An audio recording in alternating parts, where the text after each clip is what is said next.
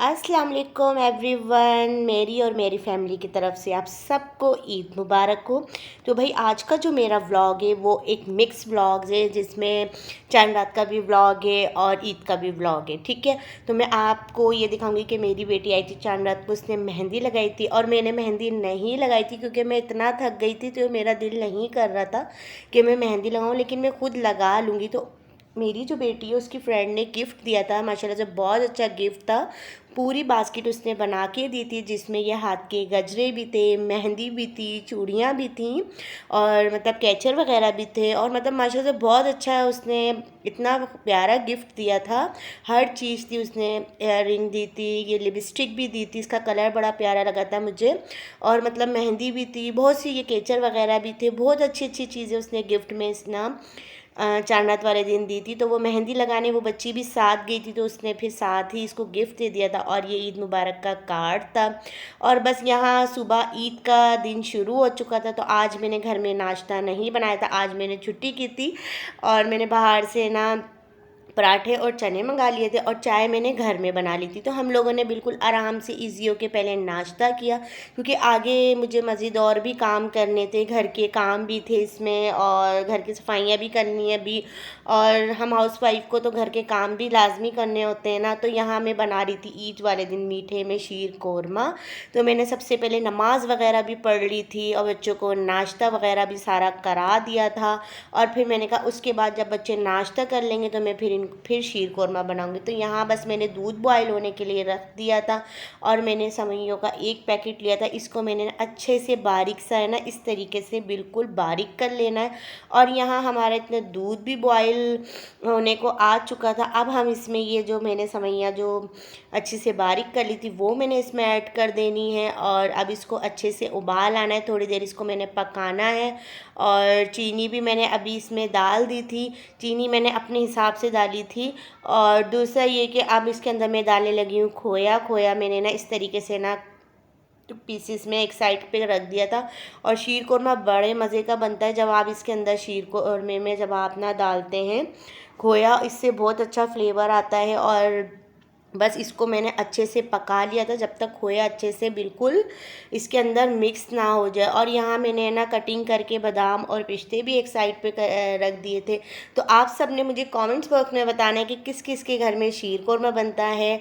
और फिर उसके बाद जो सारे नाश्ते के बर्तन थे वो भी मैंने साथ साथ करा, क्योंकि मैंने अभी जाके ना रूम की सफाई भी करनी है। तो मैंने सबसे पहले यही काम किया था, नाश्ता कराने के बाद मैंने मीठा बनाया और फिर मैंने बर्तन धो के किचन को बिल्कुल क्लीन कर लिया था, क्योंकि किचन साफ़ होता है ना तो बहुत मतलब सुकून होता है।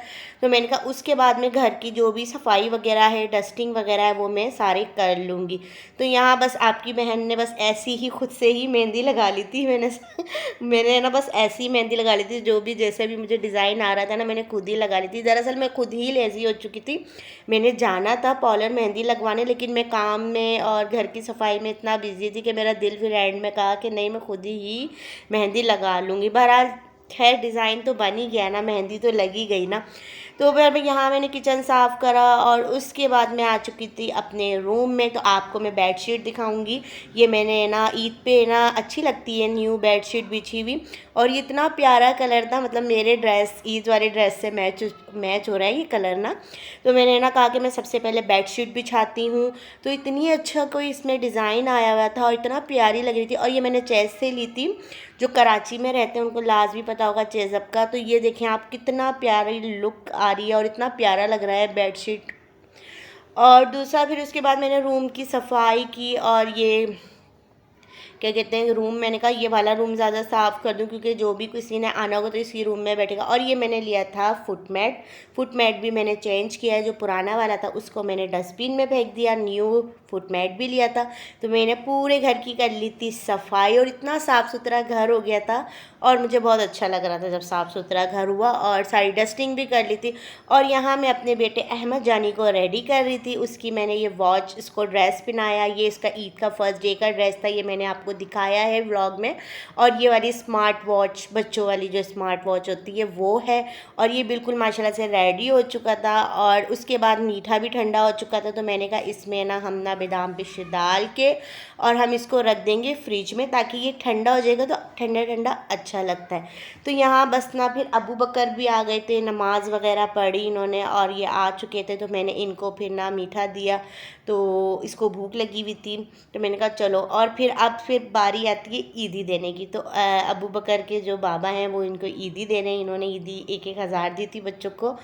और मैंने भी कहा था मुझे भी ईदी चाहिए, तो कहते तुम्हारा तुम बच्ची हो, तुम्हें ईदी चाहिए। मैंने कहा मैंने आप लोग आपके लिए मैं सहरी में उठती थी, आप अफ्तारियाँ बनाई है, तो मेरा तो राइट बनता है ना। बहरहाल बच्चों को उन्होंने सबको ईदी दी और बेटी को भी ईदी दी। तो ये मेरी बेटी का ईद का ड्रेस था।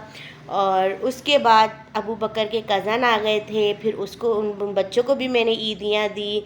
और बस ये मेरा ड्रेस है और ये मेरे पूरी बेडशीट पे मेरा ड्रेस मैच हो रहा है। और मैं अब रेडी होने लगी हूँ, क्योंकि अभी हमने अम्मी की तरफ भी जाना था। आज अम्मी के घर मतलब शाम में दावत थी, तो सुबह सारा काम बिल से फ्री हो चुकी थी और मैं बिल्कुल रेडी हो चुकी थी। और ये मेरी जो बेटी की दूसरी फ्रेंड है उसने ये गिफ्ट भेजा था, तो ये इसकी अनबॉक्सिंग कर रही थी। तो जब मैंने कहा कि अनबॉक्सिंग करो दिखाते हैं, तो मैंने फिर जब देखा तो इतना प्यारा लग रहा था ये भी।